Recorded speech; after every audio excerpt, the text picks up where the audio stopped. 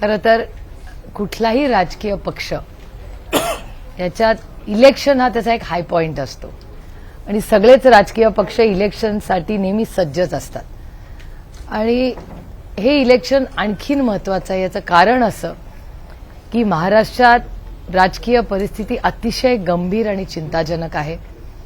मी माझं पॉलिटिक्स थोडंसं सिरियसली घेते आणि मी पॉलिसी मेकर म्हणून खरं तर काम करते. म्हणजे दुर्दैव आहे की आज वर्तमानपत्र किंवा चॅनल्स पाहिले की मलाही अस्वस्थ वाटतं की मूळ मुद्दे इलेक्शन कशासाठी असतं हे धोरणांवर आणि मुद्द्यांवर असतं आणि दुर्दैवाने आज मुद्द्यांवर बोलणारी फार कमी लोक दिसतात आणि या इलेक्शनमध्ये महाराष्ट्राच्या जीडीपीचा काल जो डेटा आलाय जे गेले 1 ते 1.5 वर्ष वारंवार मी बोलत आलेली आहे. महाराष्ट्रातही मी बोलते, दिल्लीतही पार्लमेंटमध्ये मी बोलत आहे की देशाची आणि महाराष्ट्राची आर्थिक परिस्थिती ही अतिशय गंभीर आहे. याच्यात कधीतरी राजकारण बाजूला ठेवून आपण सगळ्यांनी मिळून सिरियस पॉलिसी मेकिंगवर चर्चा केली पाहिजे अशी माझी आग्रहाची भूमिका सातत्याने राहिली. त्यामुळे जीडीपीचा कालचा आलेला डेटा हा अस्वस्थ करणार आहेच. आपल्याकडे केंद्र सरकार आणि महाराष्ट्र सरकार जे big infrastructure big ticket projects बाजूला ठेवा, म्हणजे नॅशनल हायवे किंवा जे मोठे रस्ते हा एक विषय बाजूला ठेवून कुठले मोठे बिग तिकीट इन्व्हेस्टमेंट्स असतील महाराष्ट्रात आलेल्या किंवा गेल्या काही वर्षांमध्ये शिक्षणामध्ये कुठली क्रांती घडवली गेली आहे. शिक्षकांचे पगार वेळेवर होत नाहीत. शिक्षक अनेक वेळा रस्त्यावर उतरून आंदोलनं करत असतात कारण का पगार वाढ होत नाही. आशा अंगणवाडी सेविकेंचे पगार वेळेवर होत नाहीत. असे अनेक प्रश्न. शेतकऱ्यांच्या आत्महत्या वाढलेल्या आहेत.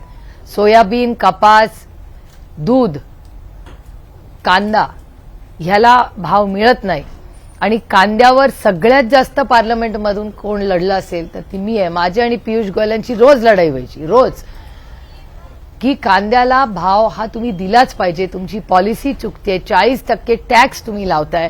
म्हणजे पाकिस्तानचा कांदा जगामध्ये सगळीकडे जातोय पण भारतातला 40% वाढवून आपला कांदा पिकवणारा शेतकरी याला तुम्ही पैसे कमवू का देत नाहीत. असे असंख्य मुद्दे हे वारंवार आम्ही मांडलेले आहेत. आमची वैयक्तिक भारतीय जनता पक्षाची वैयक्तिक लढाई नाहीच, ही वैचारिक लढाई आहे आणि वैचारिक लढाईमध्ये शेतकरी असतील, महिला असतील, लेबर लॉज असतील, असे अनेक गंभीर विषय हे सातत्याने ह्या समाजातल्या लोकांवर अन्याय करण्याचं पाप आज जे सत्तेमध्ये आहेत ते सातत्याने करतायत आणि ही लढाई त्या चुकीच्या धोरणांच्या विरोधात आहे. आज एक महत्वाची जरांगे पाटील यांनी घोषणा केली की सगळे त्यांचे उमेदवार आहेत ते मागे घेण्यासंदर्भातली घोषणा केली. कसं बघता या निर्णयाकडे? कारण खूप मोठा इम्पॅक्ट आहे तो महाराष्ट्रावर त्यांचा पडत होता. पण त्यांनी पुढे असंच वाक्य वापरलं की आता आम्ही पाडणार, आमची ताकद दाखवणार, आम्ही लढाई निवडून लढणार नाही, मात्र पाडण्याचं काम आहे ते करू. एका सशक्त लोकशाहीमध्ये प्रत्येकाला आपलं मत मांडण्याचा अधिकार आहे. आम्ही लोकशाहीवर प्रेम करणारे लोक आहोत. आम्ही दडपशाहीवाले नाही आहोत. दडपशाही तिकडे दिल्लीला जी अदृश्य शक्ती आहे ज्यांनी कोल्हापूरवरही घात केलेला आहे.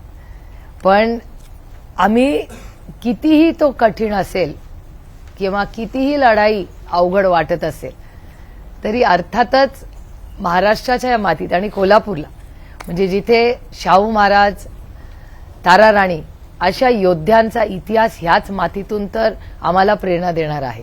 त्यामुळे या सगळ्या पार्श्वभूमीवर एका सशक्त लोकशाहीमध्ये छत्रपतींच्या, शाहू फुले आंबेडकरांचा विचार हा आम्ही फक्त भाषणातून आणि आमच्या मागच्या बॅनरमध्ये नाही लावत, आम्ही कृतीमध्ये तो करून दाखवतो. आणि त्याच्यामुळे जो कोणी भारतरत्न डॉक्टर बाबासाहेब आंबेडकरांच्या संविधानाला विरोध करेल त्याच्या विरोधात आम्ही ताकदीने लढू. जो महाराष्ट्राचा विरोध करेल, दिल्लीची अदृश्य शक्तीने कितीही ताकद लावली तरी त्याच्या विरोधात स्वाभिमानी मराठी माणूस म्हणजे चव्हाण साहेबांच्या शब्दातला मराठी माणूस. कैलासवासी यशवंतराव चव्हाणांनी ज्यावेळेस मंगल कलश आणला त्यांच्या महाराष्ट्राच्या स्थापनेच्या पहिल्या भाषणात चव्हाण साहेब म्हणले होते की जो माणूस महाराष्ट्रात राहतो तो मराठी माणूस. त्यामुळे स्वाभिमानी मराठी माणसांसाठी ही लढाई आहे. अदृश्य शक्ती दिल्लीवरनं काही लोक घाबरतात पण आम्ही त्यातले नाही. पण त्यांच्या या भूमिकेकडे तुम्ही कशा पद्धतीने पाहता का? ही लोकशाही आहे ना, प्रत्येकाला आपली भूमिका मांडण्याचा अधिकार आहे. त्या लोकशाहीमध्ये जेव्हा आम्ही लोकशाहीबद्दल एवढं पोटतिडकीनी बोलतो, मांडतो, त्या दडपशाहीच्या विरोधात लढतो, त्यामुळे कुठल्याही सशक्त लोकशाहीमध्ये प्रत्येकाला आपापला निर्णय घ्यायचा अधिकार आहे. आणि मला असं वाटतं तीच तर भारताची त्या ह्या सगळ्या संविधानाचं कौतुक म्हणजे हा अधिकार आहे ना. पण राजकीय गणित बघितलं तर लोकसभेला महायुतीला फटका आहे जरांगेच्या भूमिकेचा बसला होता. आता नेमकी ही गणित कशा पद्धतीने समोर? आम्ही राजकारण गणितासाठी नाही करत. आम्ही राजकारण तुमच्या आयुष्यात एक चांगला बदल घडवण्यासाठी करतो. म्हणजे पॉलिसी मेकिंग, राजकारण काय नुसतं कॅल्क्युलेशन्सवर चालत नाही, ते तिकडे चालतं अदृश्य शक्तीकडे. इथे आम्हाला काळजी वाटते की तुमच्या दुधाला जेव्हा भाव मिळत नाही, म्हणजे दुधाला शेतकऱ्याला भाव मिळत नाही, इथे तुमच्या बायकोला किती रुपये लिटर आहे? म्हशीचं दूध 75 रुपये लिटर आहे आता, गाईचं दूध 66 आहे. इचलकरंजीचा भाव काल मी चेक केलाय, कोल्हापूरचा काय कदाचित एखादा रुपया जास्तच असेल. तेलाचा भाव घरी जाऊन विचारा बायकोला, किंवा तुम्हालाही माहिती असेल जर तुम्ही किराणा दुकानात जात असाल तर तेलाचा भाव काय वाढलेला आहे. प्रचंड महागाई झालेली. म्हणजे मला ते दिवस आठवतात की 2014 मध्ये जेव्हा आमचं सरकार होतं तेव्हा प्रचंड महागाई, याच्यावर भारतीय जनता पक्ष आमच्यावर टीका करायची. आज 2024 मध्ये ह्या देशाच्या समोरचं सगळ्यात मोठं आव्हान म्हणजे महागाई, बेरोजगारी आणि भ्रष्टाचार आहे. आणि हेच मेन मुद्दे ह्या आज इलेक्शनचे असले पाहिजे, त्या मताची मी आहे. विधानसभा निवडणुकीनंतर काय होईल माहित नाही. शरद पवार आणि एकनाथ शिंदे यांचं काहीतरी चाललंय, असं एक आश्चर्यकारक वक्तव्य नवाब मलिक यांनी केलेलं आहे. कुठेतरी संभ्रम पसरवण्याचा प्रयत्न. ही लोकशाही हो, प्रत्येकाला बोलायचा अधिकार आहे. आता काय झालंय, हे इतके कॅमेरे, चॅनल, लोक बोलत राहतात. लोकांना काय विश्वास. आणि मला दुःख एका गोष्टीचं वाटतं की ज्या भारतीय जनता पक्षाने रोज त्यांचा अपमान केला, रोज. देवेंद्र फडणवीसांनी तर त्यांच्या विरोधात पत्रही काढलं. वाईट एकाच गोष्टीचं वाटतं की महाराष्ट्रात स्वाभिमान हा राहिलेलाच नाही हो. खूप वाईट वाटतं, कारण का माझ्या या सगळ्या नेत्यांकडून खूप अपेक्षा होत्या. लढवईने नेते म्हणून आम्ही त्यांच्याकडे पाहिलेलं इतके वर्ष, आणि मग सगळेच असे कॉम्प्रोमाइज्ड वाटतात तेव्हा वेदना होतात. कारण का हा छत्रपतींचा महाराष्ट्र आहे, शाहू फुले आंबेडकरांचा महाराष्ट्रात मोडेन पण वाकणार नाही. काय झालं? संस्कृत राजकारण असावं असं नेहमीच पवारसाहेब सांगतात. काल भाऊबीज झाली, काही तर तुम्ही मिस केला का? आणि ज्या लढती लावल्या गेल्या पश्चिम महाराष्ट्रात त्या प्रामुख्याने राष्ट्रवादी विरुद्ध राष्ट्रवादी अशा दिसून येतात. हा प्रश्न देवेंद्र फडणवीस ज्या कोल्हापूरला येतील ना त्यांना हा प्रश्न विचारा. जरांगे पाटील बारामतीमधून सेट झालेले आहेत असं लक्ष्मण हाकेंनी टीका केलेली आहे. शरद पवारांचे माणूस म्हणून ते मी तुम्हाला एक सांगू का, गेले 6 दशकं महाराष्ट्राचं राजकारण शरद पवार या नावाच्या वलयात फिरतं. ते बोलल्यावर एखादी हेडलाईन झाली तर काय प्रॉब्लेम आहे? शरद पवारांच्या विरोधात बोललं की हेडलाईन होते. इतना तो हक लोकशाही में बनता है. जरांगेची जी काही भूमिका घेतल्यानंतर सगळे राजे नेते मंडळी भेटायला त्यांना जाल सुरू झाले. राजे सुद्धा जाऊन आल्यानंतर लगेच मुस्लिम साहेब 24 तासात तिथं जाऊन भेटून आले. मुस्लिम साहेबांना कसली भीती वाटत असेल? ते नाही, त्यांना बऱ्याच गोष्टींची भीती वाटते. त्यांच्या मिसेस आहेत ना त्या टफ आहेत. आणि मी नेहमी मी भाषणात बोललेले आहे की त्यांच्या मिसेसला खरंच मान गए ज्या पद्धतीने त्या लढल्या आहेत. म्हणजे मला कुठल्याही महिलेबद्दल नाही, कुठलंही कुटुंब जे आपण जेव्हा खरे असतो ना, मग यश अपयश मायने नाही रखता. It's the journey that matters. की आपलं ज्यासाठी आपण लढतो ना ह्याच्या बाबतीत मनामध्ये आपली क्लॅरिटी असली पाहिजे. मी का लढते? मी एवढ्यासाठीच लढले, मला भांडायलाच यायचं नाही. मी एकुलती एक मुलगी, त्याच्यानंतर घरात लहान, त्याच्यामुळे कधी असं काय, एक तर माझ्या गरजा पण कमी आहेत, त्याच्यामुळे मला काही मागायला लागलंच नाही, कारण माझ्या गरजाच कमी आहेत. पण या परिस्थितीत जेव्हा जबाबदारी येते आणि आपल्याला दिसत असतं की अरे हा अन्याय आहे, मला दिसत होता हा अन्याय आहे, पण मग अन्यायाच्या विरोधात गप्प बसायचं का ताकदीने लढायचं? आम्हाला आमच्या आई वडिलांनी शिकवलं कशासाठी? आमच्या आईनी, आमची आजी कोल्हापूरचीच आहे ना, आमच्या मामाचं घर आहे इकडे, म्हणजे माझ्या नाही, माझ्या वडिलांच्या जन्मापासून मी कोल्हापूरला येते. एन डी पाटलांसारखा आदर्श बघून लढाई काठी घेऊन त्या टोल नाक्यावर पण लढलेले ते. आणि मी फोन करून माई आत्यांना म्हणायचे कशाला या वयात आता टोल नाक्यासाठी कशाला लढाई करतात. ते म्हणे लढाई तत्वाची आहे, छोटी मोठी नसते. मग ही आदर्श आम्ही पाहिलेले आहेत. आता माझ्याकडे आता जयसिंगराव पवारांचं ताराराणीचं पुस्तक त्यांनी मला भेट दिलं. असा हा जर इतिहास असेल, हे आपले संस्कार असतील, तर दिल्लीच्या अदृश्य शक्तीच्या समोर आम्ही वाकणारच कसे, जगणार कशी. मग मी तुमच्या सगळ्यांची खोटं बोलू शकते, पण स्वतःशी नाही ना बोलू शकत. काही नैतिकता राहिलीये की नाही या देशात. सगळ्यांनी आईसला घाबरायचं. क्या कर लेगा आईस. आणि आईस वाईट नाहीये, आईसच्या वर जे चालवतात आईसना प्रॉब्लेम त्या अदृश्य शक्तीचा आहे. अदृश्य शक्ती भीती दाखवले, घाबरला तर लॉटरी उसकी, नाही घाबरला तर बघायचं काय करायचं. मग बारामतीची मायबाप जनता ठरते. ही लोकशाही आहे. प्रत्येकाला कोणाला कोणी मतदान करायचं हा त्याचा अधिकार आहे. आता माझ्या इलेक्शनमध्ये तुम्हाला वाटलं होतं का मी निवडून येईन. लोकशाहीमध्ये फार मोठी ताकद आहे आणि ताकद आमची नाही आहे, ताकद तुमची आहे. ते एका मताची ताकद आहे, उसमें बहुत बड़ी ताकद है. पण दादा म्हणतात, लोकसभेला ताईंना निवडून द्यायचं ठरवलं होतं आणि आता विधानसभेला मला निवडून द्यायचं ठरलेलं आहे. अशी प्रचार दादा वारंवार पुनरुच्चार करतायत की सुनेत्राला सुप्रियाताईंच्या विरोधात उभं करणं ही माझी चूक होती. काल देखील त्यांनी हा पुनरुच्चार केला. भावनिक आव्हान देखील आता ते करतायत की आता मला संधी द्या. कसं बघता मग याकडे. अहो, लोकशाही आहे, प्रत्येकाला मतं मागायचा अधिकार आहे. आता मी यांच्यासाठी मतं मागणार, तो मला अधिकार डॉक्टर बाबासाहेब आंबेडकरांनी दिलाय माननीय. त्याच्यामुळे तो अधिकार मलाही आहे, जसा मला आहे तसा त्यांचा आहे. ते नाही आहे ना. आता नेहमी बारामतीत एकच सभा घ्यायची, आता मात्र वाड्या वस्त्यावरती फिरायची वेळ आली. याची मला फारशी काय माहिती नाही. 3 महिने लाडक्या बहिणीची चर्चा होती. महाराष्ट्राला आतापर्यंत पहिला मुख्यमंत्री मिळाला नाही. लाडकी बहीण मुख्यमंत्री होणार काय. एकतर महाराष्ट्राचे मुख्यमंत्री कोण होणार ही महाराष्ट्राची मायबाप जनता ठरवणार, पहिला मुद्दा. दुसरा, हे मी थोडं अकॅडमिक बोलतेय तुम्हाला, म्हणजे हा मोठा प्रेसचं उत्तर नाही, पण माझी विनंती राहिली एखादा मिनिट आपण घेऊ, कारण का विषय खूप गंभीर आहे.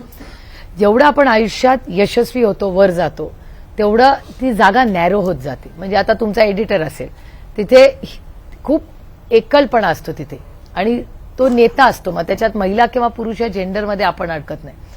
आणि माझं वैयक्तिक मत असं आहे की महाराष्ट्राचे किंवा कुठल्याही राज्याचे मुख्यमंत्री कोणीही व्हावं, पण त्याच्यात महिला आणि पुरुषात आपण अडकू नये. जेंडर कोई मायने नाही रखता उसने. त्याच्यामध्ये त्याचं कर्तृत्व, आणि महाराष्ट्राचा मुख्यमंत्री अशीच व्यक्ती व्हावी जी महाराष्ट्राला 1 नंबर मधला देशात नेवेल, असं माझं मत आहे. आणि कुठल्याही, म्हणजे मग तुमचा एडिटर असू दे, तुमचा रिपोर्टर असू दे, तुमचे कॅमेरामॅन कोणी असू दे, तुम्ही जेंडरमध्ये परफॉर्मन्सला कसा ट्रॅप करणार. आणि ही खूप मोठी जबाबदारीचं काम आहे कुठल्याही राज्याचं मुख्यमंत्री होणं. आणि सोशल इम्पॅक्ट, म्हणजे मला विचाराल तर एक महिला मुख्यमंत्री होईल, जी कोणी महिला होईल ती. तुम्ही ज्या वेळ प्रश्न विचारला, आता आदरणीय पवारसाहेब आणि राजीव गांधीजी प्रधानमंत्री असताना संपूर्ण देशामध्ये महाराष्ट्र हे पहिलं राज्य होतं जेथे महिलांना आरक्षण दिलं. निर्णय प्रक्रियेत महिला आल्या, हजारो नाही लाखो महिला निर्णय प्रक्रियेत आल्या. मग ते एक पद वर्सेस लाखो, हा सोशल इम्पॅक्ट जो होतो, त्याच्यामुळे फार एका पदात अडकण्यापेक्षा मला वाटतं मोठा सोशल इम्पॅक्ट जेव्हा होतो, की आता आमची इच्छा होती की ह्याच इलेक्शनमध्ये महिला आरक्षणाचं बिल लोकसभेला पण यावं, पण ते आलं नाही. आता होपफुली 29 पर्यंत होईल, म्हणजे आमचा तर फार आग्रह राहणार आहे त्याच्यासाठी. तसं झालं तर निर्णय प्रक्रियेत अनेक महिला, म्हणजे जो उंबरठा ओलांडून फक्त तिच्या बांगड्या दिसायच्या, ती आज तो उंबरठा ओलांडून आज निर्णय प्रक्रियेतून निर्णय घेते की पाण्याची टाकी कुठे होणार, रस्ता कुठे होणार, शाळा मला पाहिजे, मला शिक्षक मिळत नाही, हेच तर आम्हाला अपेक्षित आहे. हा जो सोशल इम्पॅक्ट होतो, तो सोशल इम्पॅक्ट मला तरी अपेक्षित आहे. आणि जितक्या जास्त महिला निर्णय, आणि माझं म्हणणं आहे की महिला आणि पुरुष ह्याच्यात 50-50चाच आपण आकडा घ्यावा. आमच्यावर अन्याय झाला म्हणजे महिलांवर, म्हणून आम्ही तो पुरुषांवर का करावा. त्याच्यामुळे तो फाईन बॅलन्स असला पाहिजे समाजात. आणि ज्या समाजात दोन्ही, म्हणजे पुरुष आणि महिला या दोघांनाही जोपर्यंत समान अधिकार मिळत नाही, तो पुढे जाणार नाही, तो अडकून राहील छोट्या छोट्या प्रश्न सोशल पदार्थांमध्ये. महाविकास आघाडीचे काही नेते महिलांचा अवमान करतात, त्यावर कसं बघताय. महाविकास आघाडीचे अरविंद सावंतनी परवा दिवशी चायनाचं मला वाटतं त्याच्यानंतर त्यांनी दिलगिरी व्यक्त केलेली आहे. मला वाटतं त्याच्यापेक्षा जास्त महायुतीवाले करतात. म्हणजे कॉम्पिटिशन नाहीये, कोणी केलं तरी चुकीचंच आहे, पण महायुतीचे परवाच कुणाचा केला नाही नाही, तो परवाचा झाला. नाही, त्याच्या आधी सत्तेमधल्या लोकांनी केला ना, किती लोकांचा, किती उदाहरणं तुम्हाला देऊ. बलात्काराबद्दल किती हलक्यामध्ये बोलतात ते सगळे.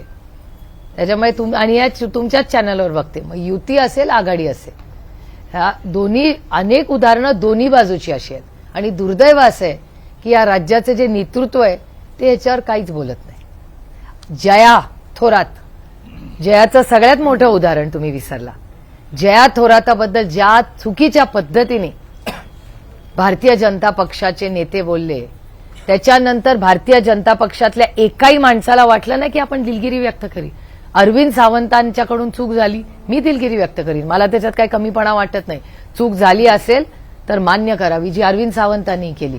पण जयाच्या विरोधात देवेंद्र फडणवीसांचं काही स्टेटमेंट आलं?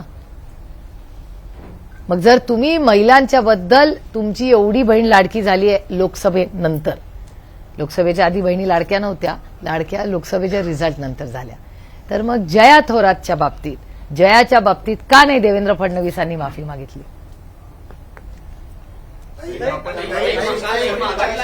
एक मिनिट, सगळ्यांचे प्रश्न घेऊ, नो प्रॉब्लेम. आपण सगळे महाविकास आघाडीमध्ये एका विशिष्ट शक्तीच्या विरोधात लढताय असं सांगितलं. मात्र मी विचाराच्या, शक्तीच्या नाही. विचाराच्या विरोधात लढताय. महाविकास आघाडीमध्ये देखील मोठ्या प्रमाणात बंडखोरी महाराष्ट्रात आहे. आज 3 वाजेपर्यंत माघारीची त्या ठिकाणी मुदत असणार आहे. कशा पद्धतीनं आव्हान असणार आहे? कारण त्या विशिष्ट विचाराला जर या ठिकाणी थोपवण्याचं काम जर महाविकास आघाडी करायचं तर कशा पद्धतीने? Work in progress, work is in progress. नाही, विश्वाचा प्रश्न हे व्हायचे बघा. ऍस्पिरेशन्स, लोकांना वाटावं आपणही आमदार व्हावं, याच्यात काही गैर नाही. प्रत्येकाला आपापले ऍस्पिरेशन्स असतात, लोक तयारी करत असतात, त्यामुळे त्याच्यात काही नाही. पण दोन्ही बाजूनी ह्यावेळेस, म्हणजे मी खरं सांगते, मी अनेक विधानसभेची इलेक्शन्स पाहिली आहेत, पण असं इलेक्शन मी कधीच नाही पाहिलं. एकतर अदृश्य शक्तीच्यामुळे पक्ष वाढलेत ह्यावेळेस. त्यांना असं वाटलं होतं की आम्ही संपवू शकू पक्ष, पण या लोकशाहीमध्ये खूप मोठी ताकद आहे आणि महाराष्ट्रात आजही लढवय्ये नेते आहेत, हे आपलं भाग्य आहे. ताई, महाराष्ट्रात पहिल्यांदाच अशी परिस्थिती निर्माण झाली आहे की महाविकास आघाडी, महायुती, मनसे, वंचित आणि तिसरी आघाडी असे 5 घटक या प्रमुख निवडणुकीत उभे राहिले आहेत. 1995 नंतर पहिल्यांदाच अपक्षाची संख्या वाढते असं दिसते. याकडे तुम्ही कसं बघता किंवा सरकार स्थापन करत असताना? माझं एक भाबडं मत असं आहे की महाराष्ट्राची म्हणजे ची जनता की ही असर्टिव्हली मतदान करेल, विचेवर वे, असं मला वाटतं. आणि माझा लोकसभेचा अनुभव मला सांगतो की महाराष्ट्राची मायबाप जनता अतिशय हुशार आहे. आम्ही जे व्यासपीठावर बसले ना, आमच्यातले काही कन्फ्युज असू शकतात, पण जे समोर आमच्याकडे बघत असणारे ते डोळे आहेत ना, ते कधी कन्फ्युज नसतात. ते जेव्हा मतदान करायची वेळ येते तेव्हा अतिशय शांत विचार करून असर्टिव्हली मतदान करतात. कारण आणि ते एवढे म्हणजे घाबरत नाहीत ते कोणाला. ते कदाचित बोलतात कमी, पण ते घाबरत नाहीत अदृश्य शक्तीला. कारण का त्या अदृश्य शक्तीला घाबरले असते तर कोल्हापूरची, शिरूरची आणि बारामतीची सीट आलीच नसती. पण ताई, यावेळेला लाडकी बहीण महाराष्ट्राच्या सत्तेतून महाविकास आघाडीला हद्दपार करेल अशा वल्गना केल्या जात आहेत, त्याबद्दल काय बोला? अहो बाई, लोकशाही आहे, प्रत्येकाला बोलायचा अधिकार आहे. त्यांच्याकडे दुसरा काही अजेंडाच नाहीये. कारण का प्रचंड महागाई, प्रचंड बेरोजगारी आणि प्रचंड भ्रष्टाचार माझा आरोप आहे या सरकारवर. या तिन्ही गोष्टीत आपकी काय मागचेच तुमचाच डेटा काढून बघा ना. 2019 मध्ये इलेक्शन झालं, ज्यांच्यावर भारतीय जनता पक्षाने आरोप केले, आज ते सगळे भारतीय जनता पक्षाबरोबर आहेत. मला भारतीय जनता पक्षाला एकच प्रश्न विचारायचा आहे, मग भ्रष्टाचार होता का नव्हता? जर होता तर मग ना खाऊंगा ना खाने दूंगाचं काय झालं? आणि जर नव्हता तर मग तुम्ही ज्या ईडी आणि सीबीआयच्या केसेस करून घरं उद्ध्वस्त केली, याची माफी तुम्ही महाराष्ट्राची मागली पाहिजे. म्हणजे देवेंद्रजी जेव्हा म्हणतात की 70,000 कोटी रुपयाची फाईलवर मी सही केली आणि मग मी ती फाईल दाखवली, मला देवेंद्रजींना प्रश्न विचारायचा आहे. याचं उत्तर देवेंद्रजी आपको देना पडेगा की एक तर ऑन ओथ आहात, शपथ घेतली आहे. जेव्हा मी खासदारकीची शपथ घेते तेव्हा मला सदानंद सुळेंनाही माझे कागदपत्र दाखवता येत नाहीत. ही शपथ आहे मला, ही राज्याची आणि संविधानाची. तर जर शपथ घेतलेली आहे, जो माणूस तुमच्या विरोधात आहे, विरोधी ज्या माणसावर देवेंद्रजींनी पहिले आरोप केले. त्याच्या इन्क्वायरीवर फायनल सही मुख्यमंत्री म्हणून देवेंद्र फडणवीसांनी केली. त्याच देवेंद्र फडणवीसांनी त्या व्यक्तीला बोलून फाईल दाखवली. It's just shocking. ह्याच्यावरच देवेंद्र फडणवीसांवर केस करून त्यांनी राजीनामा दिला पाहिजे. आज मताची मी आहे. दिस इज गद्दारी टू द स्टेट. तुम्हाला असं नाही वाटत त्यांनी फसवलं आपल्या सगळ्यांना देवेंद्र फडणवीसांनी? तुम्ही ज्या माणसावर आरोप करता त्या माणसाची इन्क्वायरी तुम्ही स्वतः लावता सही करून, आणि त्याच माणसाला तुम्ही बोलून घेता आणि म्हणता ही बघ तुझी फाईल, त्याच्यावर मी सही केली आहे.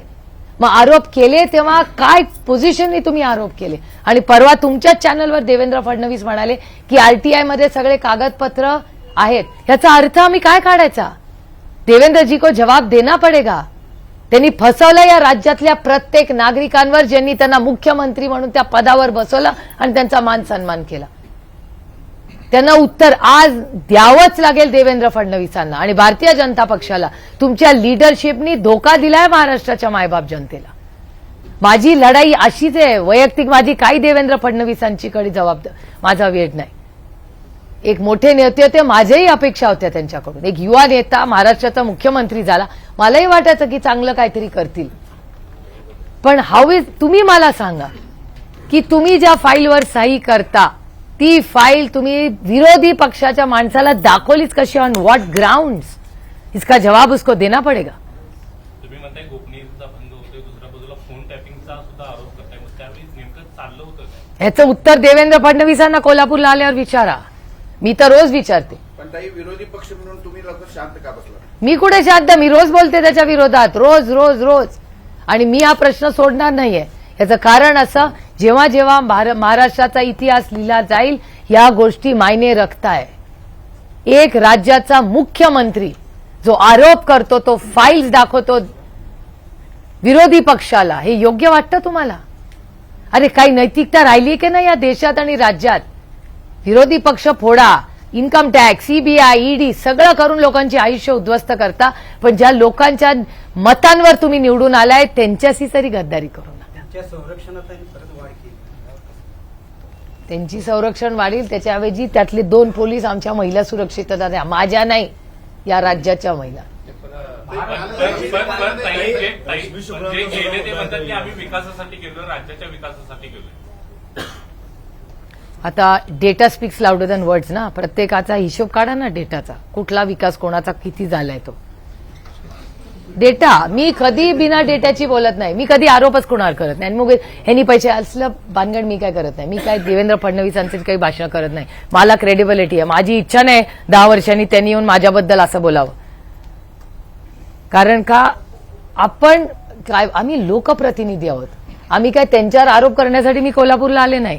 मी कोल्हापूरला एक चांगला बदल घडवण्यासाठी चांगली पॉलिसी यावी, महाराष्ट्र सुरक्षित व्हावा. 1,500 रुपये तुम्ही महिलांना दिलेत, त्याचं मी स्वागत करते. पण तुमच्याच चॅनलवर महिला म्हणतात की आम्ही सरकारला 2,000 रुपये देतो. आमची लेक ही व्यवस्थित सुरक्षित घरी असली पाहिजे, अशी याच्यासाठी आम्ही सरकारला पैसे देऊ. महाराष्ट्रामध्ये कधीही महिला सुरक्षितता हा विषय नव्हता. जेव्हा आबा या राज्याचे गृहमंत्री होते, अभिमान आहे आम्हाला त्याचा. गोल्डन पिरियड ऑफ महाराष्ट्रच पॉलिटिक्स. एक आदर्श होम मिनिस्टर म्हणून आबानी काम केलं. आबाबद्दल पण काय बोलले तुम्ही ऐकलंच आहे. आबाला जाऊन 9 वर्ष झाली. अस्वस्थ करणारी ही स्टेटमेंट्स आहे. कुठल्या सुसंस्कृत महाराष्ट्रामध्ये ही स्टेटमेंट्स ऐकतात मला सांगा. मी वहिनींना फोन करून दिलगिरी व्यक्त केली.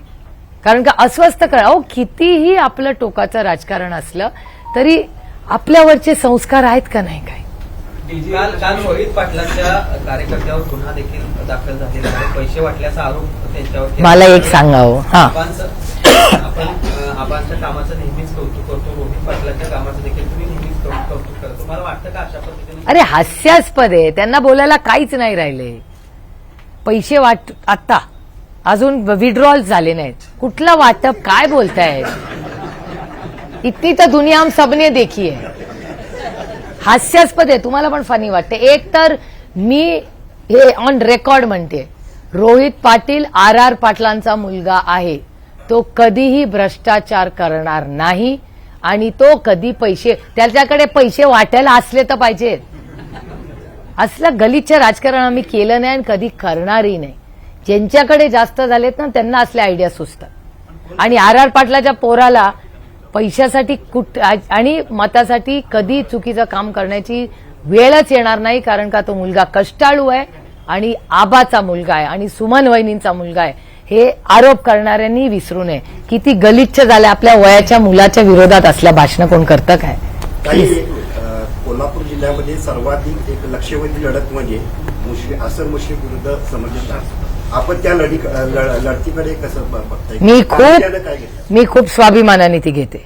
माझ्यासाठी मी एक स्वाभिमानी मराठी मुलगी आहे. मोडेन पण वाकणार नाही. आणि मी नाही घाबरत ईडी, सीबीआय, इन्कम टॅक्सला. ज्याला कर नाही त्याला डर कसला. आणि ज्या माणसांनी माझ्या घर उद्ध्वस्त केलं, नातवंडांना दूध नव्हतं, त्या माणसाच्या समोर झुकू मी? अरे भूल जाओ, कभी नाही करूंगा.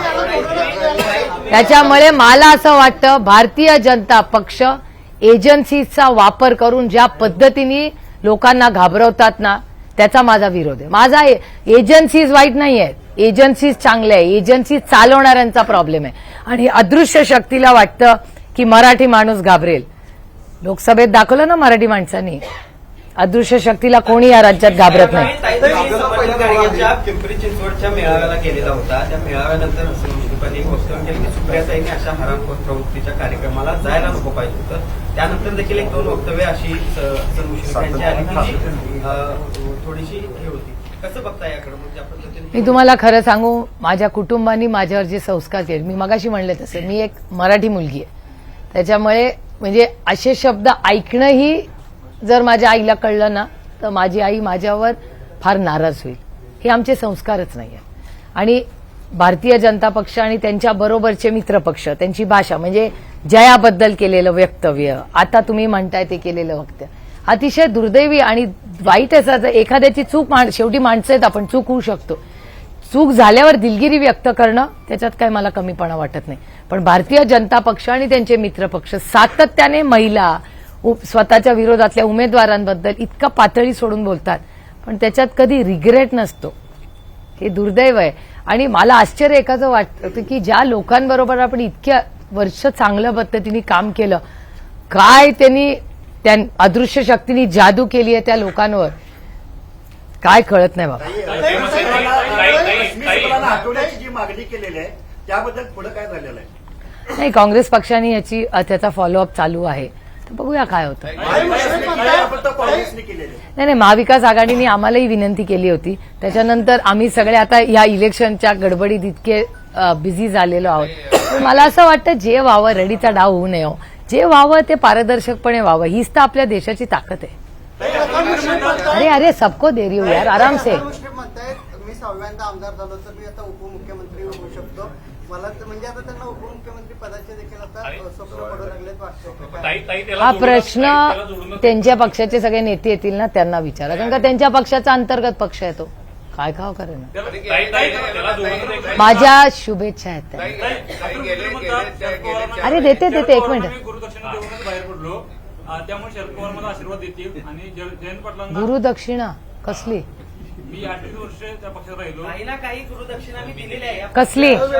माझा प्रश्न आहे हा, कुठली दक्षिणा दिली? गुरु दक्षिणा म्हणजे कुठली दक्षिणा दिली?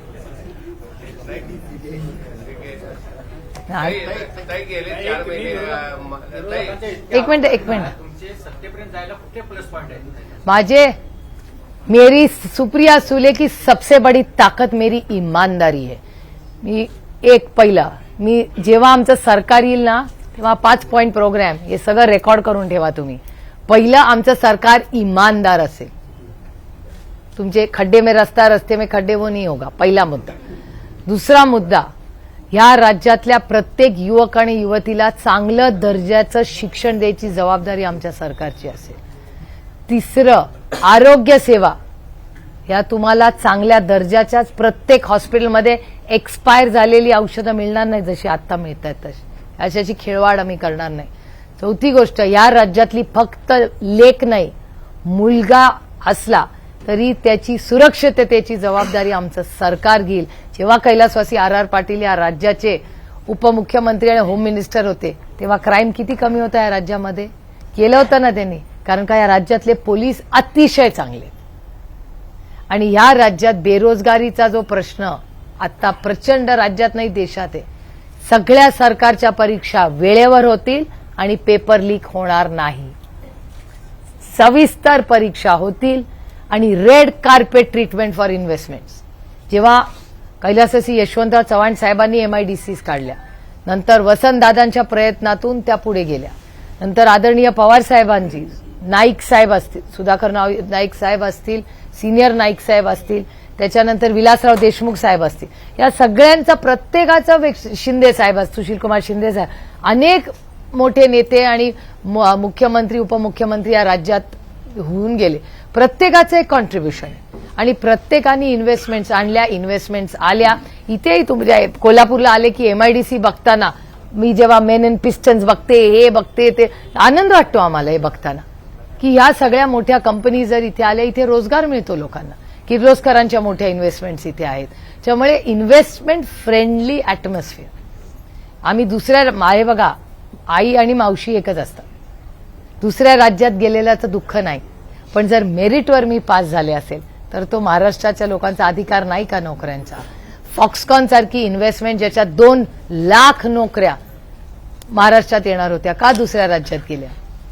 दुसऱ्या राज्याचं भलं हो, आपलंही भलं. मी अजिबात म्हणणार नाही की त्यांना देऊ नका, असं कधीच म्हणणार नाही, कुठल्याही राज्यात जाऊ. पण जर मेरिटवर इन्व्हेस्टमेंट महाराष्ट्रात येणार असेल, लाखो मुलांची नोकऱ्या मिळत असेल, तर का आपण करायचं नाही? मी आज अंबाबाईच्या मंदिरात गेले होते. माझ्या आजी शारदाबाई पवार आणि माझी आई रेग्युलरली कोल्हापूरला येतात आणि अंबाबाईचं दर्शन करतात. मी आज सकाळी गेले होते. तिथे एक मुलगा मला भेटला आणि मला म्हणलं, माझ्याशी तुमच्याशी 1 मिनिटं बोलायचं. म्हणलं काय? ते म्हणले, तुमच्या वडिलांनी हिंजवडीला मोठं आयटी पार्क काढलं, त्याच्यानंतर पुण्याला खराडीला मोठं काढलं, औरंगाबादला वाळूची खूप मोठी एमआयडी, सगळं पवारसाहेबांच्या काळात झालं. तुम्ही एक कोल्हापूरमध्ये जसं हिंजवडीसारखं पार्क झालं तसं आपल्याला कोल्हापूरला करता येईल का? मी त्याचा नंबर घेतला, मी त्याला नंबर दिला, मला त्याचं नाव नाही माहिती. त्याला सांगितलं, माझा नंबर घे, मला व्हॉट्सअप कर आणि मी त्या मुलाबरोबर काम करणार आहे. मी त्याला सांगणार आहे की तुम्ही आयडेंटिफाय करा, लँड आयडेंटिफाय करा. मी महाराजांशी बोलीन, बंटी पाटलांशी बोलीन आणि अर्थातच समरजीत घाडगे जे आता निवडून येणार आहेत त्यांनाही मी विनंती करणार होते हे सगळं झाल्यावर की आपण सगळ्यांनी मिळून, बघा इलेक्शन्स होती रहेंगे, आरोप प्रत्यारोप ठीक आहे, काही बरोबर, काही जो भी होगा होता रहेगा, पण शेवटी मी राजकारणात किंवा समरजीत, आणि बाय द वे मी एक सांगते, माझा समरजीत घाडगेंवर अनेक वर्ष लक्ष आहे. मी त्यांना किती वेळा ते तिकडे असताना पण म्हणायचे, अरे छोडो इधर आ जाओ अभी. कारण का पक्षामध्ये नवीन टॅलेंट आणि ओल्ड, जुन्या लोकांचा अनुभव आणि नवीन टॅलेंट ह्याचंच कॉम्बिनेशन होऊनच कुठलाही पक्ष, तुमचं वर्तमानपत्र बघा ना, एडिटर हा सिनियर असतो आणि यंग रिपोर्टर्स येऊन त्या कॉम्बिनेशननी संस्था किंवा काय पुढे जातात. त्यामुळे हे सगळं करत असताना सगळ्यांनी एकत्र मिळून, का नाही एखादं जर असेल इथे संधी, तर या सगळ्या नवीन पिढीच्या नेतृत्वाने जागा आयडेंटिफाय करी, आपण करू नये इथे एक आयटी पार्क, का करू नये? आणि माझं एक ठाम मत आहे की देश में टॅलेंट की कमी नाहीये. त्यामुळे आम्हाला कुणालाही असं वाटू नये. लोक जे आम्हाला प्रश्न विचारतात, मी नेहमी सगळ्यांना, अरे हा गेला तो गेला, म्हटलं या देशात talent, this country is highly talented. तुम्ही बघा, ईडीच्या आणि इन्कम टॅक्सच्या ज्या कारवाया झाल्या त्या खऱ्या होत्या का खोट्या होत्या याची चौकशी करणार. मी तुम्हाला खरं सांगू, एक तर इन्कम टॅक्स, ईडी ते सगळं केंद्र सरकारचं येतं. मला असं वाटतं की जे काय आहे ते खरं व्हावं. एजन्सीजचा गैरवापर हा कुठल्याही सरकारने स्वतःच्या स्वार्थाच्या राजकीय नंबर्स वाढवण्यासाठी घेऊ नये या मताची. मी जरा ओल्ड स्कूल ऑफ थॉट आहे की लोकांना ठरवू दे ना. त्यामुळे दुर्दैव आहे की सुडाचं राजकारण जर तू ऐकलं नाहीस तर तुझ्यावर ईडी, आणि ऐकलंस तर ईडी असली तरी वॉशिंग मशीनचा रूट आहे. हे दुर्दैव आहे की महाराष्ट्राच्या, आणि हे फक्त महाराष्ट्रात नाही झालं, तर काश्मीर टू कन्याकुमारी प्रत्येक विरोधी पक्षात, हा डेटा माझा नाही आहे, हा मीडियाचा डेटा आहे, 95% इन्कम टॅक्स सीबीआय आणि ईडीच्या ज्या केसेस झालेल्या आहेत त्या विरोधी पक्षावर झालेल्या आहेत. हा डेटा सांगतो, हा सगळ्या तुमच्या वर्तमानपत्रातही आलेला आहे. आणि जे त्यांच्या पक्षामध्ये गेलेले आहेत तो वॉशिंग मशीनमधून तो विरघळतो, हेही या देशाने पाहिले. दुर्दैव आहे आणि कुठल्याही सशक्त लोकशाहीसाठी ते घातक आहे. या मताची मी आहे. मुश्रीफांच्यावरती ईडीची कारवाई द्यावी लागेल. एक मिनिट त्यांचा एक प्रश्न मगापासून पेंडिंग आहे, तर मग तुम्हाला विचार. बघावं आपण किंवा गेले 4 महिने लाडकी बहीण योजनेची चर्चा करतोय आणि महायुतीला कॉन्फिडन्स आहे की ही लाडकी बहीण योजना मतामध्ये ट्रान्सफर होईल आणि त्याच्या जीवावरच ते आहेत. कारण का दुसरं काही केलंच नाही ना. सोयाबीनला भाव दिला नाही, कपासाला दिला नाही, दुधाला भाव दिला नाही. एवढी महागाई, बेरोजगारी, भ्रष्टाचार करून बसलेत. त्याच्यामुळे जो दणका जो बसला ना, ती बहीण लाडकी कधी झाली? लोकसभेच्या आधी नव्हती, लोकसभेनंतर बहीण लाडकी. छगन भुजबळ यांनी एक इच्छा व्यक्त केली आहे की अजितदादा आणि सुप्रियाताई एकत्र येतील अशी अपेक्षा व्यक्त करून पुढच्या वर्षी भाऊबीज एकत्र करतील अशी अपेक्षा. How sweet. भुजबळ साहेब माझ्या वडिलांबरोबर अनेक वर्ष फार जवळ आहेत. मी आजही भुजबळ साहेबांना मी त्यांच्याबद्दल माझ्या मनात, त्यांच्या वयाने, त्यांच्या पदातनी, शून्यातून त्यांनी विश्व उभं केलेलं आहे. त्यामुळे माझ्या त्यांच्याबद्दल आयुष्यभर नेहमी माझ्या मनात त्यांचा आदर राहील. कारण का माझ्या वडिलांच्या चांगल्या वाईट काळात ते माझ्या वडिलांबरोबर अनेक वेळा उभे राहिलेत. आता गोष्ट वेगळी आहे, ते मी कधी विसरणार नाही. त्याच्यामुळे त्यांनी जो आशीर्वाद दिलाय, शुभेच्छा दिल्यात, त्याबद्दल मी विनम्रपणे त्यांचे आभार मानतो. या विधानसभेनंतर पवार कुटुंबीय फुटू देणार नाही असा प्रयत्न करणार का? एक तर पवार फॅमिली फुटलेलीच नाहीये. आमची 100 लोकांचं कुटुंब आहे. त्यातले 2 लोक एका बाजूला आहेत, बाकी सगळी फॅमिली एकच आहे. त्याच्यामुळे ठीक आहे ना, एवढ्या मोठ्या कुटुंबात 2 लोक काही कारणांमुळे वेगळे, 2च. कारण का त्यांच्या मुलांचे माझे आजही चांगले संबंध. भाऊबीजेला मी कोल्हापूरला होते, ते तुमच्या चॅनलवर मी पाहिलं, ते दौऱ्यावर होते. हा, संपर्क मी खूप वेळा करते, तिथून फोन येत नाही. मुश्रीफांच्यावरती ईडीची कारवाई झाली, त्यानंतर तुम्ही समर्जित राजेंना वारंवार विचारत होता. ते ज्यावेळी सत्तेत आले त्यावेळी समर्जित राजे आता तुम्हीच उत्तर द्या. आता समर्जित राजेंना ती संधी मिळाली का त्यांच्यावरती आता? कारण का मी सत्याच्या बाजूनी उभी आहे, त्याच्यामुळे मला इथे चॅनलवर बोलायला काय प्रॉब्लेम येत नाही. सत्यमेव जयते. त्याच्यामुळे मी समर्जित गाडगेंना जेव्हा जवाब दो विचारत होते, we are on the same side. त्याच्यामुळे भारतीय जनता पार्टी आप जवाब दो की ज्या समर्जित गाडगेंनी तुम्हाला प्रश्न विचारले, तुम्ही तिथे सत्तेसाठी कॉम्प्रोमाइज झाला. मी असते ना बीजेपी, मी समर्जित गाडगेला कधी सोडला नसता. हे माझ्या विरोधातलं स्टेटमेंट मी करते. I would have never compromised. कारण का तुम्ही सगळंच जर कॉम्प्रोमाइज करून तुम्ही टॅलेंट सोडून देणार असाल, तर मग तुम्हाला मतं मागायचा भारतीय जनता पक्षाला अधिकारच नाही ना. तुम्ही स्वतःची माणसं बघतात ना, ऑनेस्टी. म्हणजे भारतीय जनता पक्षाला इमानदार पण लोक नको आहेत आणि स्वतःच्या विचारधारे जे तुमच्या संघर्षाच्या काळात तुमच्यावर लागले तेही नको आहेत. मग असं तुम्हाला सरकार, कॉम्प्रोमाइज सरकार पाहिजे का? हा एक मोठा प्रश्न महाराष्ट्राच्या समोर आहे ना. राज्याचे अर्थमंत्री जीएसटी काउन्सिलमध्ये जाऊन बोलत नाहीत, त्यांच्या या नाही बोलत नाहीत. नाही, महाराष्ट्राच्या रिप्रेझेंटेशन जीएसटी काउन्सिलला जात नाही असं मी म्हणाले. महाराष्ट्रावर जीएसटी लादला जातो का त्याच्या? No, it is the obvious ना. मी तुम्हाला तुम्हाला थोडंसं जर वेळ असेल तर 10 सेकंडमध्ये मी तुम्हाला एक्सप्लेन करून सांगते की जीएसटी काउन्सिल ही या देशातली आरबीआय नंतरची हायेस्ट बॉडी आहे. म्हणजे reserve bank of India, finance ministry and GST council, they are almost on par with each other. Monetary policy RBI करते, फायनान्स मिनिस्ट्री हे आरबीआय, जीएसटी काउन्सिल ह्या सगळ्यावर त्यांचा बॅलन्स ठेवते, सगळ्यांची नाती ठेवून. म्हणजे आरबीआयशी त्यांचा संबंध येतो जीएसटी काउन्सिल. त्याच्यामुळे मेन बॉडी समजूया आपण इज फायनान्स मिनिस्ट्री. आणि जीएसटी काउन्सिलमध्ये या देशातले सगळे अर्थमंत्री फक्त नियम कायदा जो आम्हीच पार्लमेंटमध्ये पास केलेला आहे की जीएसटी काउन्सिलमध्ये फक्त या देशाचे अर्थमंत्री जाऊ शकतात. त्यांनी जर एखादा दुसऱ्या माणसाला पाठवूही शकतात सरकारच्या वतीने, पण बोलू फक्त अर्थमंत्री शकतो. ह्या म्हणजे समजा अर्थमंत्रीला शक्य नसेल जाणं 1%, त्यांनी एक्स माणसाला पाठवलं, त्या एक्स माणसाला मीटिंगमध्ये बोलता येत नाही. रिप्रेझेंटेटिव्ह खुर्चीवर बसू शकता पण तुम्ही बोलू शकत नाही. आता माझा प्रश्न असा आहे, जो मी वारंवार आधीही मांडलेला आहे, की ह्या राज्यात महाराष्ट्राच्या वतीने जीएसटी काउन्सिलमध्ये कोण जातं आणि काय मुद्दे मांडले जातात. तर जीएसटी काउन्सिलमध्ये कोणच जात नाही आणि गेले तरी त्यांना बोलता येत नाही. मग महाराष्ट्राचं रिप्रेझेंटेशन आणि it's a high networking activity. मी नेटवर्किंगला कमी समजत नाही, कारण का दिल्लीला तुम्ही जेव्हा, म्हणजे मी मध्ये केरळाला गेले होते तेव्हा मला तामिळनाडूचे फायनान्स मिनिस्टर भेटले होते आणि त्यांनी इतक्या गोष्टी आम्हाला जीएसटी काउन्सिलच्या सांगितल्या. It was a learning for all of us की अरे जीएसटी काउन्सिलमध्ये गेलं तर केवढी संधी मिळते आपल्या राज्याच्या वतीने आणि त्याच्यात छोटे ग्रुप्स असतात परत. मग त्या ग्रुप्समध्ये तुम्ही बोलू शकता. म्हणजे जेव्हा राहुल गांधीजी म्हणतात की आमचं सरकार आल्यानंतर महाराष्ट्रातल्या नाही भारतातल्या प्रत्येक शेतकऱ्याला ज्या ज्या गोष्टी लागतात त्या गोष्टींवरचा जीएसटी आम्ही शून्यावर आणतो, आम्हाला अभिमान वाटतो. पण ही गोष्ट आम्ही बाहेर बोलतोय, पण कोणीतरी जाऊन ती जीएसटी काउन्सिलमध्ये मांडली पाहिजे ना. तो अधिकार आम्हाला नाही ना. त्याच्यामुळे दुर्दैव आहे की महाराष्ट्राच्या वतीने जीएसटी काउन्सिलमध्ये कोणी जातच नाही. त्याच्यामुळे महाराष्ट्र इज नेव्हर हर्ड. महाराष्ट्राचा आवाजच नाही आहे जीएसटी काउन्सिलमध्ये.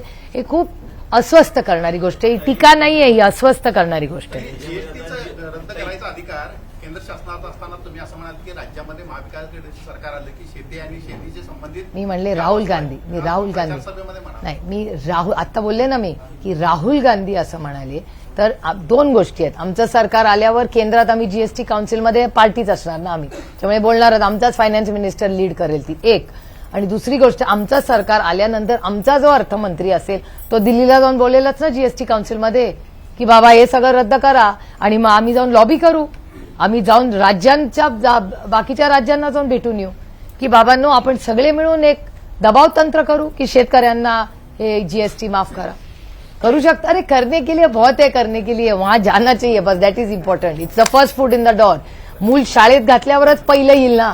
पहिलं याला शाळेत तर घाला त्याला. जीडीपीचा डेटा आपण बोलणार, महाराष्ट्र घसरलाय, गुजरात पुढे गेला.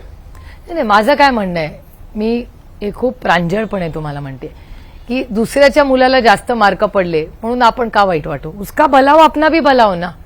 कुठल्याही राज्यामध्ये माझं म्हणणं it has to be a competitive edge, nothing wrong in it. पण ह्यालाच जबाबदार म्हणजे त्यांचं चांगलं झालं आणि आपलं वाईट झालं, आपण त्यांनाच का. आपली लिडरशिप काय करत होती. असं आहे ना, मी माझ्या मुलीला कमी मार्क पडले आणि शेजारच्यांच्या मुलीला जास्त पडले. मी माझ्या मुलीला पहिला प्रश्न विचारून तू तेवढा अभ्यास का नाही केला. त्यांची मुलगी हुशार निघाली म्हणून मी माझ्या मुलीला माफ करू का. हो ती जास्त ऐसा नाही होता. हो पण मग ह्याला जबाबदार लोकल लिडरशिप आहे ना. महाराष्ट्राचं नेतृत्व काय करत होतं. महाराष्ट्राच्या नेत्यांनी महाराष्ट्राचे मुख्यमंत्री आणि DCM1 आणि DCM2 को जवाब देना पडेगा की तुम्ही काय करत होता. मग जीडीपी खाली कशी आली. एरवी फिरता ना ती ग मोठे मोठे कार्यक्रम करोडो रुपयाचा चुराडा करत. मग हे का नाही केलं तुम्ही. आणि डेटा स्पीक्स लाउडर. मी कुठलाही आरोप करत नाही त्यांच्यासारखा.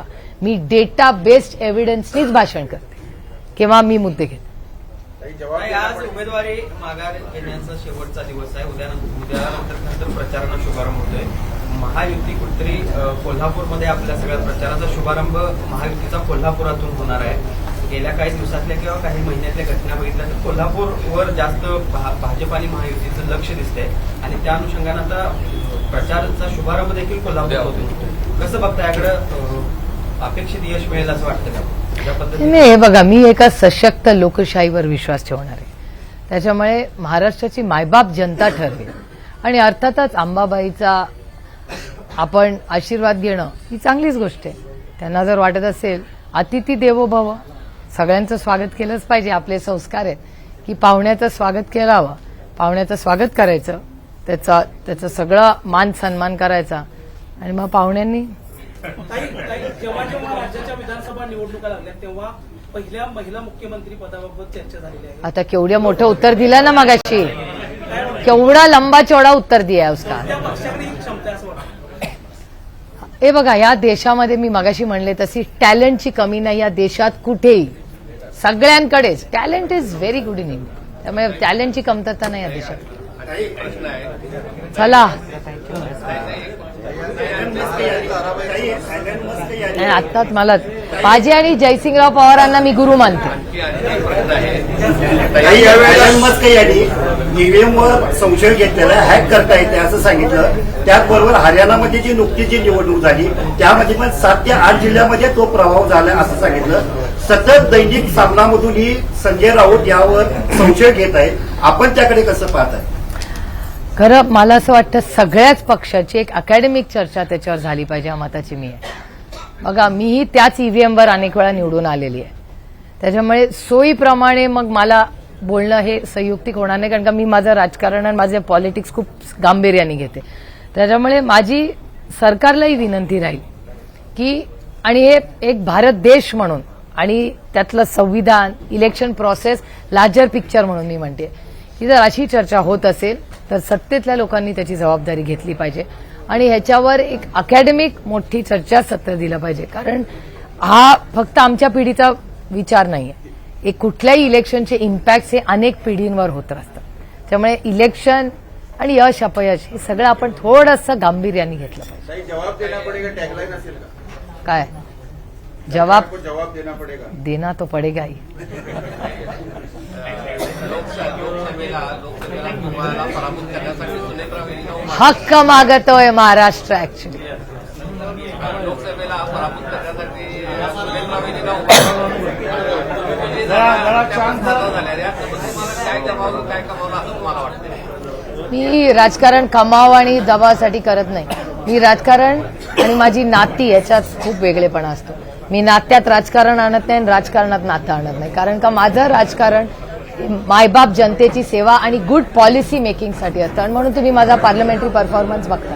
म्हणून मी पुन्हा पुन्हा सांगते, मी माझं पॉलिटिक्स खूप सिरियसली घेते. एबीपी माझा, उघडा डोळे बघा नीट.